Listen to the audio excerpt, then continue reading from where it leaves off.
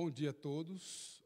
Meu nome é Plínio Bernardi Júnior, eu sou secretário de Planejamento do município de Itu e nós estamos hoje aqui para fazer uma audiência pública sobre a nossa Lei de Uso e Ocupação do Solo.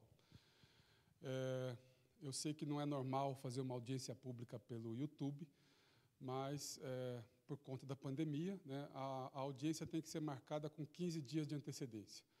Quando essa audiência for marcada, Itu ainda estava no estágio vermelho, então nós não podíamos ter aglomeração e nós mantivemos. Mas a participação de vocês é possível e desejável por meio do e-mail planejamento@itu.sp.gov.br. Todas as alterações, a lei na íntegra está no site da Prefeitura, na aba Planejamento, e nós vamos até a quarta-feira aceitar perguntas pelo e-mail. Tá? Por conta de formalidades, todas as perguntas precisam ficar registradas e todas as perguntas serão respondidas. Então, aqueles que ainda não tiveram contato com a lei podem olhar no site e, se tiverem qualquer pergunta, até na quarta-feira nós estamos recebendo perguntas para depois ver aquelas sugestões que serão aceitas ou não, mas todas as perguntas serão respondidas. Tudo bem? Bom, uma audiência pública serve para ouvir a população e nós estamos aqui fazendo isso. Nossa primeira mudança na lei de uso nesse governo aconteceu em 2017. Só lembrando que havia uma ação de inconstitucionalidade contra a lei de uso e nós fizemos 44 mudanças, prioritariamente para destravar a cidade, para colocar a cidade nos prumos de novo.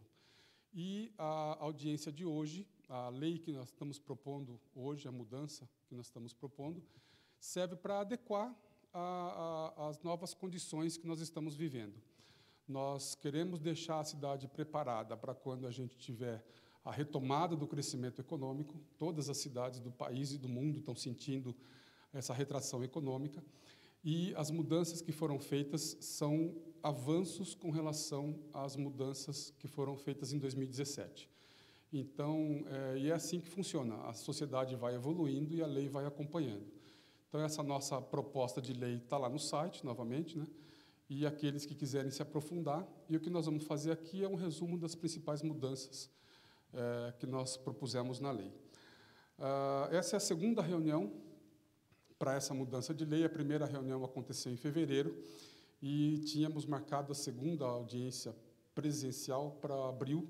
Então, depois que veio a pandemia, essa audiência foi cancelada e só agora nós conseguimos fazer essa transmissão. Que mais? As publicações que anunciaram essa audiência aconteceram dentro da lei, 15 dias de antecedência. Também as informações estão lá no site desde essa época. E, antes de começar a apresentação, vamos só entender o que é a Lei de Uso e Ocupação do Solo. É a lei que rege o que se pode fazer no território municipal. Desde detalhes técnicos, como construtivos, recuos, etc., até quais atividades que podem ser constituídas em cada pedaço da cidade. Tamanho mínimo dos lotes, etc. E é uma lei muito importante porque ela consegue, em alguns casos, viabilizar o progresso econômico. Então, essa modificação que nós estamos propondo tem, acima de tudo, o objetivo de deixar a cidade preparada para o crescimento econômico, principalmente para receber novas empresas. Tudo bem? Então, vamos à nossa apresentação. Nós temos aqui, então, a formalidade, o número da lei. A lei é número 28 de 2017, que está em vigor, e nós estamos propondo essa alteração agora. O processo é audiências públicas, depois Câmara de Vereadores, depois promulgação dessa lei junto com o prefeito, com a prefeitura, com o executivo. Então, essas propostas vão passar pelo legislativo, depois vão ser promulgadas pelo executivo. Bem? Como eu disse para vocês, vocês têm aí o e-mail, por favor, mandem suas críticas, suas sugestões, suas dúvidas, por e-mail planejamento@itu.sp.gov.br. nós temos um processo interno de construção da lei, então nós aceitaremos essas perguntas até a quarta-feira, dia 15. Então, todas as perguntas que chegarem até quarta-feira, dia 15, serão respondidas, como se estivéssemos presencialmente fazendo uma discussão. Tudo bem? Bom, o objetivo dessa lei, a gente tem uma justificativa especial para essa lei, que é, prioritariamente, o desenvolvimento econômico. A gente tenta ampliar oportunidades de emprego, geração de renda. Foi feita, no ano passado, uma lei de incentivos para atrair empresas, e agora nós estamos tentando adequar o território para receber essas empresas que vão, se tudo der certo, gerar emprego e renda para a cidade de Itu. Nós temos duas grandes estratégias nessa lei. A primeira estratégia é agilizar e tornar mais eficiente a aprovação de atividades no município. Então, a Secretaria de Planejamento, sempre muito próxima da Secretaria de Obras, captou, durante todos esses anos, quais são as principais dificuldades para se abrir uma empresa. E o que nós estamos propondo nessa lei são flexibilizações para que essa abertura de empresas seja mais ágil, mais rápida, priorizando, assim, a geração de emprego e renda. E a segunda estratégia é ampliar as oportunidades de instalação de atividades econômicas no território municipal. Havia alguns lugares em que não era permitido algumas atividades, e nós fizemos uma grande discussão e resolvemos flexibilizar algumas dessas localidades. Tudo bem? Então, a primeira estratégia, as alterações propostas, são prioritariamente a atualização de alguns conceitos e parâmetros construtivos. Tem algumas coisas que são bem técnicas. Quem é da área de arquitetura, de urbanismo, de engenharia, vai entender o que nós estamos fazendo. O cidadão comum talvez nem se interesse muito por essas mudanças, mas são mudanças que são muito importantes. E, segundo, a revisão de alguns parâmetros de uso e ocupação do solo, tamanho mínimo de terreno, gabarito de prédios, etc. E, por fim, algumas definições de procedimentos de aprovação de projetos, que nós também fizemos no sentido de agilizar os processos internos aqui da Prefeitura. Com relação às normas técnicas, são situações bem técnicas, bem pontuais. Nós estamos permitindo escada em recuo frontal, por exemplo, que não era permitido, cobertura em recuo frontal, algumas restrições que haviam no caso de instalação de postos de revenda de combustível. Havia na nossa lei uma distância mínima. Só que as regras nacionais e estaduais são muito mais restritas que a nossa lei. Então, aqueles postos de combustível que seguirem o que manda a CETESB e as regras federais estão aptos a se instalarem no município. O mesmo para depósito de gás, alguns parâmetros para a instalação de depósito de gás que tem as instruções do Corpo de Bombeiros. Nós estamos mexendo também em algumas vagas de estacionamento. Nós estamos aumentando a exigência de algumas vagas de estacionamento, especialmente em edifícios de apartamentos, que são vagas para visitas, né? Nós estamos deixando mais claro na nossa lei os recuos em subsolo, seja de prédios, seja de casas. Os recuos permitidos em subsolo nós estamos deixando mais claros. E nós fizemos uma definição, um glossário, um índice de definições, também para deixar mais claro algumas definições, alguns termos que geravam algumas confusões ou uma dupla interpretação. Alteração de parâmetros. A gente tem algumas coisas sobre a alteração de parâmetros para falar. Nós reduzimos a fração ideal mínima e ampliamos a área total máxima para conjuntos residenciais fechados. Então, existe a possibilidade de fazer alguns conjuntos residenciais fechados em Itu, e as limitações estavam na área e nos parâmetros desses imóveis, na fração ideal desses imóveis. As mudanças que nós fizemos são essas. Até 15 mil metros, a fração ideal pode ser de 125 metros quadrados, e nós criamos esses dois outros parâmetros. Você pode ter um conjunto residencial fechado de até 40 mil metros, com a fração ideal mínima de 180 metros, ou até de 60 mil metros, com a fração ideal mínima de 200 metros quadrados. Seria o tamanho mínimo do lote da fração ideal ali. Tudo bem?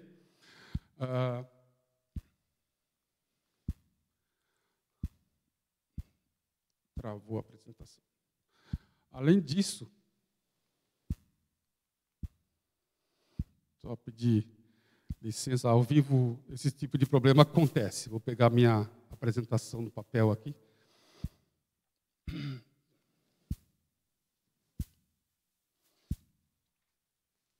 Bom.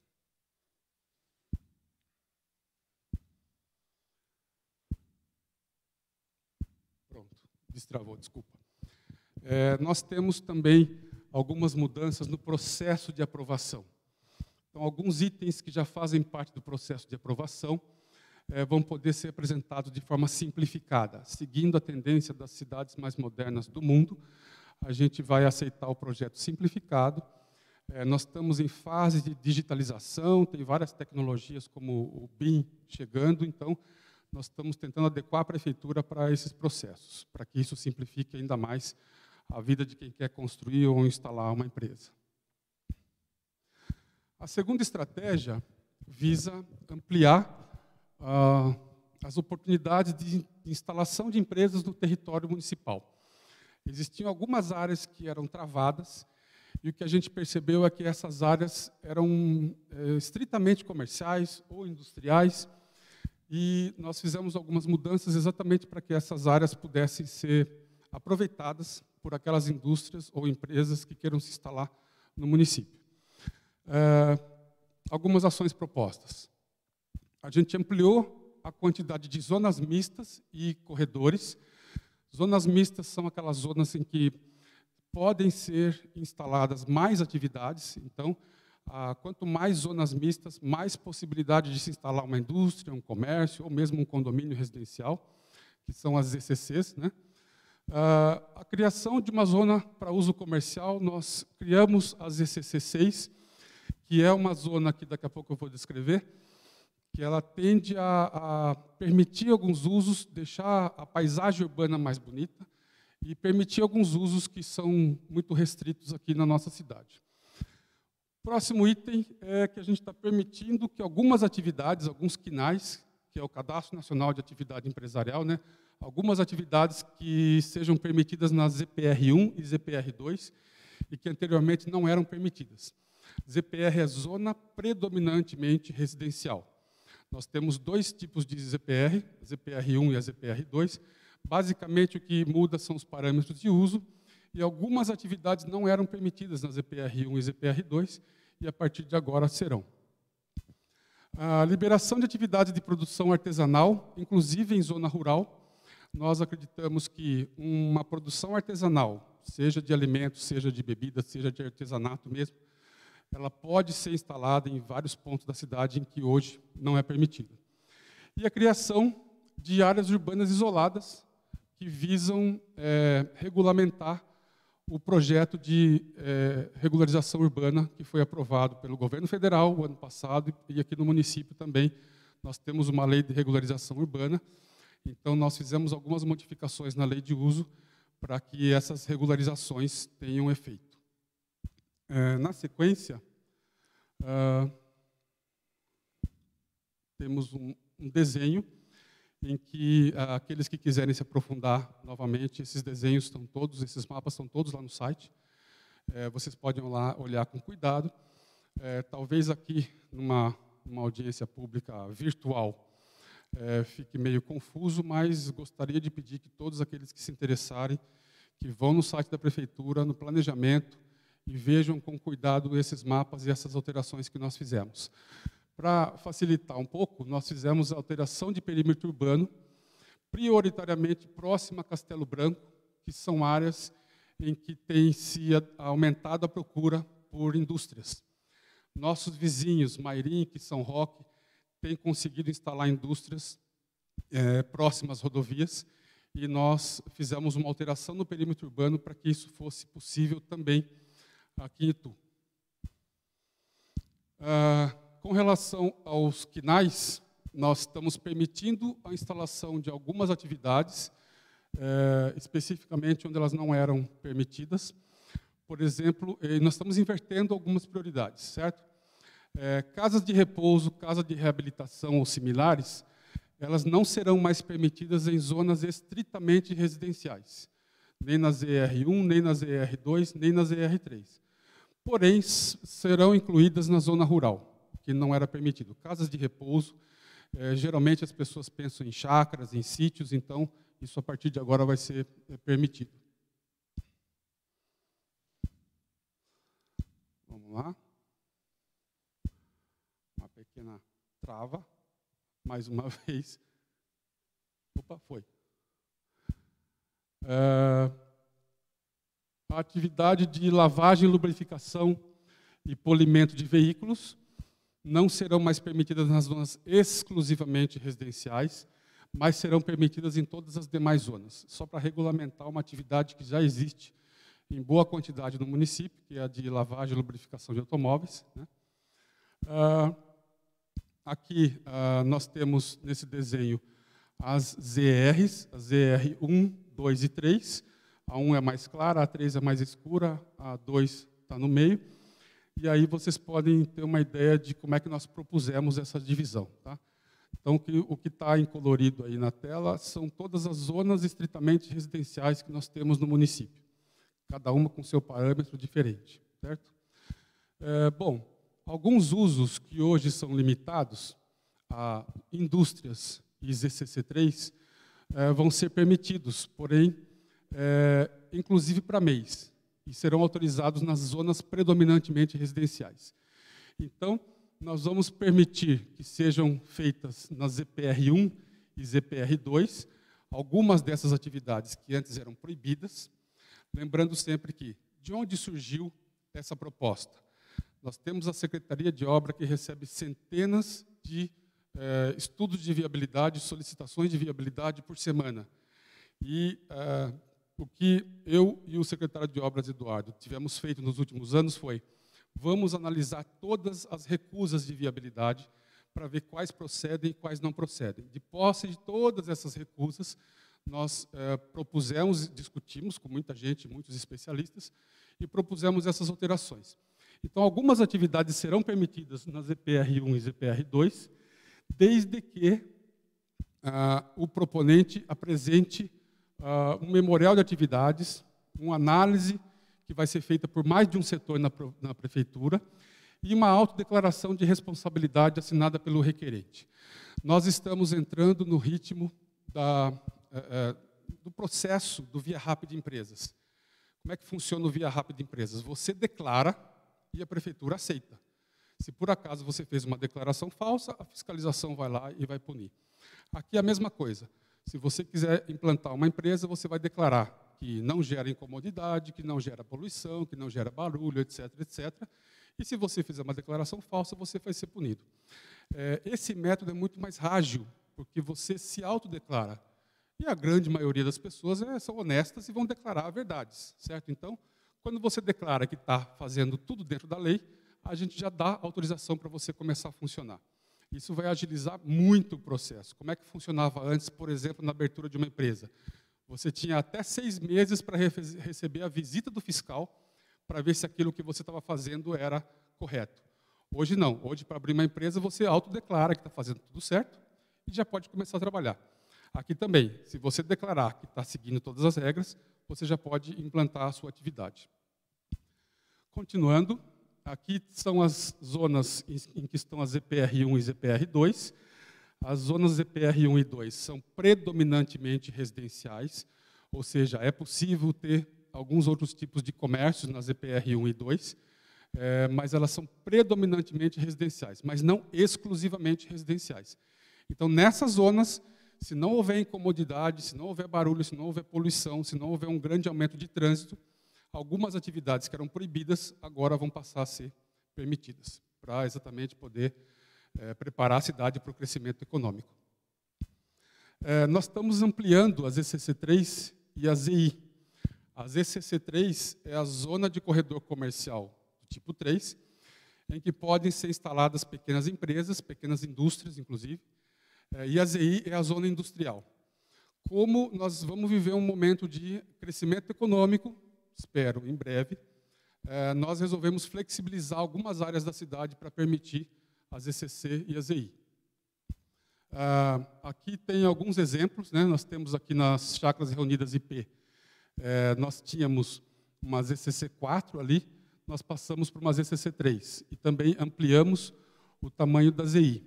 Isso permite, nas ECC 3, que algumas atividades que até já existem no local sejam regularizadas. Pequenas indústrias, o sujeito tem um pequeno terreno, ele podia fazer uma indústria só em 1.000 metros quadrados, agora ele pode fazer uma indústria em 300 metros quadrados, adaptando a modernidade e a tecnologia, certo? Então, uma indústria de 300 metros quadrados pode ser implantada, por exemplo, nos IPs. Vamos lá. Continuando, nós estamos ampliando as ECC3, como, por exemplo, na SP-75. Na SP-75, que é a rodovia que liga Itu a Sorocaba, Santos Dumont, né? Nós estamos ampliando aquela zona laranja, que é exatamente para flexibilizar, para permitir que vários tipos de empresas que antes eram proibidas possam se instalar nesses locais. Então, se você reparar, nós ampliamos a área laranja ao longo da SP-75, à esquerda da figura, né? E à direita também, a gente ampliou as ECC3 exatamente para poder deixar mais área disponível para atrair empresas, principalmente depois que nós publicamos a nossa lei de incentivos. Um outro exemplo, nós temos a rodovia Castelo Branco, que nós estamos transformando uma área que é predominantemente residencial, mas que não tem residências. É uma área em que tem galpões. Nós estamos transformando essa área do jeito que ela já deveria ter nascido, que é uma zona industrial. Então, uma parte da Castelo Branco ali, aproximadamente no quilômetro 80, né, vai se transformar em zona industrial, e uma outra parte em ZCC3, que permite, além das indústrias, permite empresas de menor porte, inclusive indústrias. Um outro exemplo, a Avenida Acro, ali perto da Vila da Paz, né, é uma reivindicação antiga que a gente aumente a área em que pode ser instalada a indústria. A gente aumentou ali a área laranja das ECC3, que é uma área grande que a gente espera que seja ocupada por indústrias de médio e grande porte mais para frente. E, como eu disse no início, nós criamos uma nova zona de corredor comercial, a zona de corredor comercial 6. Nós entendemos que nas principais avenidas da cidade, a gente quer que a paisagem urbana seja mais bonita. Então, como já era alguma reivindicação de alguns empresários que queriam montar alguns tipos de loja e empresas, a gente achou que isso merecia um cuidado especial. Então, nós criamos as ECC3, as ECC6. As ECC6 vai existir especificamente na Avenida Nelson Schincariol, que é a estrada nova de Itu a Salto, na Avenida Vital Brasil, que é a Avenida Velha de Itu a Salto, a Eugênio Wisman, num trecho, Galileu Bicudo, também em alguns trechos, a Avenida Doutor Herculano de Godói Passos, e aqui principalmente nós mudamos. Nós mudamos a área do lote, a área mínima passou a ser de 300 metros quadrados, o gabarito máximo de 38 metros quadrados, e o número máximo de pavimentos, que agora pode ser de 5 pavimentos. Então, quando você pensa em uma cidade moderna, quando você está na entrada da cidade, você vê aqueles prédios de empresas maiores. Então, era essa demanda que estava sendo sondada por empresas de fora, e a gente resolveu pegar essas avenidas e propor isso aí. Só lembrando que isso não foi feito da minha cabeça ou da cabeça do secretário de obras, isso foi discutido pelo menos em 50 pessoas aqui dentro da prefeitura, e nós estamos submetendo essas mudanças nessa audiência pública a toda a população, inclusive a Associação de Engenheiros, de Arquitetos, que certamente tem opiniões muito qualificadas para dar. Continuando, nós estamos transformando algumas áreas de ZR1 em ZR2, exatamente para poder dinamizar e permitir a ocupação de alguns espaços vazios que nós temos na cidade. Os parâmetros da ZR1 são um pouco mais restritos que da ZR2, então o que a gente espera com isso é que alguns vazios urbanos possam ser ocupados. E aqui tem algumas áreas que nós estamos propondo. Opa, espera aí.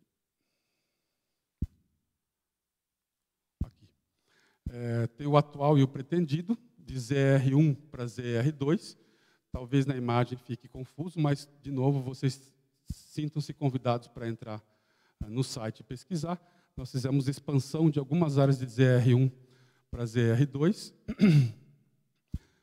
Aqui também, nessa área da Quinta de Laranjeiras, que era um pedido do pessoal, só reforçando. Algumas dessas mudanças vêm da Câmara de Vereadores, vêm de abaixo-assinado de munícipes, vêm de associações de classe. Então, nós ouvimos muito, antes de fazer essas propostas, nós ouvimos muito essas entidades. E essa audiência para ouvi-los também. Mais uma área de... A gente tem uma zona de ocupação moderada, zona de crescimento moderado, que são as zonas que foram transformadas em perímetro urbano no passado, mas eram zonas caracteristicamente rurais. Nós não quisemos mexer no perímetro urbano naquela vez, então nós transformamos em zonas com ocupação bem leve, uma zona que teria um terreno, um lote mínimo de 2.500 metros. Conforme era esperado, algumas dessas áreas já estão surgindo como possíveis bairros, possíveis zonas comerciais, etc. Então, algumas dessas zonas de crescimento moderado nós transformamos em zonas de predominantemente residenciais. Tem aí um exemplo na estrada de Porto Feliz, né? Outros temas que nós estamos regulamentando nessa lei são esses que estão na tela. Um regulamento sobre loteamento de interesse social. A existência do loteamento de interesse social está prevista nessa lei. É um ente específico que existe na lei federal, que nós estamos permitindo a existência aqui no município de Itu. Os locais em que isso será permitido serão discutidos no plano diretor, que será feito no futuro. Além disso, a gente está regulando o conceito de polos geradores de tráfego. Então, quando você vai montar um comércio que seja grande, que gere bastante tráfego, ele precisa de uma regulamentação. Nós criamos essa regulamentação, que foi uma exigência do projeto do pessoal do trânsito. Também estamos regularizando a cobrança de contrapartida financeira quando se trata de obras ou serviços de infraestrutura. Então, você vai fazer um empreendimento, nós estamos colocando a previsão de uma contrapartida financeira, como já existe, só que não era regulamentada, não tinha parâmetros, nós estamos criando alguns parâmetros para isso. Continuando. Redução da dimensão das faixas não edificantes nas rodovias estaduais no perímetro urbano. Então, nós estamos diminuindo as faixas não edificantes das rodovias no perímetro urbano. O que mais? Bom, essa audiência pública também visa colocar em discussão uma outra lei, que é essa lei que nós estamos criando, uma lei complementar, que regula os meios de hospedagem, parques temáticos, acampamentos turísticos, campings e outras organizações desse tipo no município. Estava havendo uma confusão em que alguns empresários estavam considerando um camping, mas estavam vendendo como se fosse condomínios. Talvez tenha sido uma falha de interpretação da lei, então nós estamos agora regularizando essa lei para que não haja esse viés de interpretação. Então, a justificativa é a necessidade de regularizar trailers, campings, motorhomes, barracas, o que isso pode, o que não pode, o que constitui um camping. O objetivo é estabelecer normas para a expedição de licenças para esse tipo de empreendimento, certo? Empreendimento de hospedagem, etc. Tanto na área rural quanto na área urbana. É possível ter um camping na área urbana, desde que tenha características rurais, certo? O que nós abordamos nessa lei? Localização, algumas obrigatoriedades, unidades fixas de hospedagem, nós definimos isso, veículos de recreação, equipamentos necessários para a prática do campismo, equipamentos de lazer e apoio de uso comum. Regularizamos também o funcionamento dessas atividades e a permanência dos veículos desocupados e equipamentos. e algumas instalações de infraestrutura. Esperamos, com isso, tirar qualquer tipo de dupla interpretação que possa haver para esse tipo de empreendimento. Tudo bem? Nós estamos também proibindo, em áreas rurais, estabelecimentos de hospedagem que explorem ou administrem condomínios residenciais e prestação de serviços de hospedagem. Então, nós temos que separar claramente o que é um loteamento, o que é um condomínio residencial, do que é uma empresa com meio de hospedagem. Estava havendo essa confusão, então, essa lei agora pretende tirar essas dúvidas. Continuando, a gente colocou algumas regras, inclusive da unidade, do tamanho da unidade, né, e o que pode ser feito nessas unidades. Os meios de hospedagem, como campings, etc., poderão complementar a sua instalação com unidades fixas de hospedagem. Todo mundo que já foi num camping sabe que tem lá um chalé, tem uma unidade fixa, mas isso não deixa de ser um camping, não deixa de ser um meio de hospedagem, certo? O total das áreas empregadas pelas unidades fixas não poderá ultrapassar 2,5% da área do empreendimento. Então, são regras, são parâmetros, exatamente para regularizar ou regulamentar essa atividade, certo? Também estamos proibindo algumas hipóteses de moradia, de aluguel ou venda de imóvel dentro de um camping, certo? Para exatamente diferenciar o que é um camping e o que é um loteamento, né? E, basicamente, era isso. O que a gente tem aqui agora? Nós temos, novamente, repetindo, essa lei está na íntegra, com muito mais detalhes do que eu apresentei aqui nesses minutos. Infelizmente, a gente não tem o contato das pessoas aqui. Da outra vez que nós fizemos a mudança da lei, a presença de especialistas foi muito rica, a discussão foi muito rica, e certamente a nossa lei ficou melhor pela participação de vocês. Então, o que a gente faz é convidar vocês a se aprofundarem nessa lei e mandarem perguntas para nós, certo? Então, todas as perguntas, como eu disse, serão respondidas. Todas as perguntas que forem enviadas por e-mail planejamento@itu.sp.gov.br.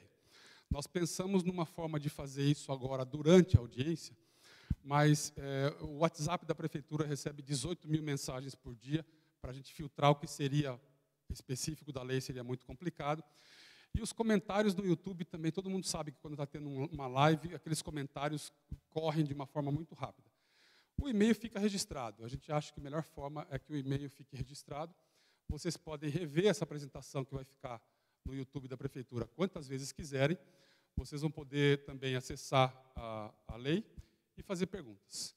Então, agradeço muito, peço desculpas, também estou muito triste por não ter a participação popular, que é o que a gente gosta muito, e encerro assim essa transmissão, esperando as mensagens, os e-mails, as perguntas, as críticas, as sugestões de todos. Tá bom? Muito obrigado e um bom dia a todos.